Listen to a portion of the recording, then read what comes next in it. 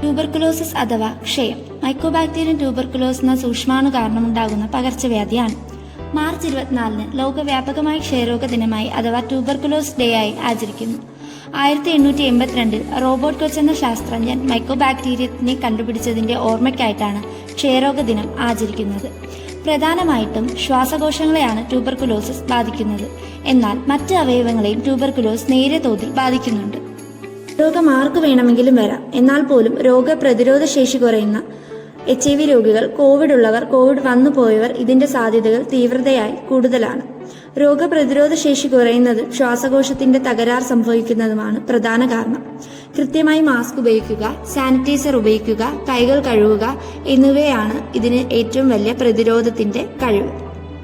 ഏറ്റവും കൂടുതൽ ആളുകൾ ബാധിക്കുന്ന രോഗങ്ങളിൽ ഒന്നാണ് ക്ഷയരോഗം. കോവിഡിന് ശേഷം കണ്ടുവരുന്നതിൽ പ്രധാനമായ ഒന്നാണ് ക്ഷയരോഗം. ക്ഷയരോഗം കണ്ടുവരുമ്പോൾ തന്നെ കൃത്യമായ പരിശോധനകളും ചികിത്സകളും വ്യക്തമായ കൂടുതൽ നീണ്ടു നിൽക്കുന്ന ചുമയാണ് ക്ഷയരോഗത്തിന്റെ പ്രധാന ലക്ഷണം. ചിലപ്പോൾ ചുമയോടൊപ്പം രക്തം ചുമച്ച് തുപ്പാനുള്ള സാധ്യതയുമുണ്ട്. വിശപ്പില്ലായ്മ, തൂക്കം കുറയുക, ഇടവിട്ടുണ്ടാകുന്ന പനി, വൈകുന്നേരങ്ങളിൽ കണ്ടുവരുന്ന ചൂട് എന്നീ അവസ്ഥകളും സാധാരണമായി കണ്ടുവരുന്നുണ്ട്. പരിശോധനകളും ചികിത്സകളും വ്യക്തമായ ശുചിത്വവും അതോടൊപ്പം ചുമ മര്യാദകളും എന്നിവയിലൂടെ ക്ഷയരോഗത്തെ പിടിച്ചുകെട്ടാൻ സാധിക്കും.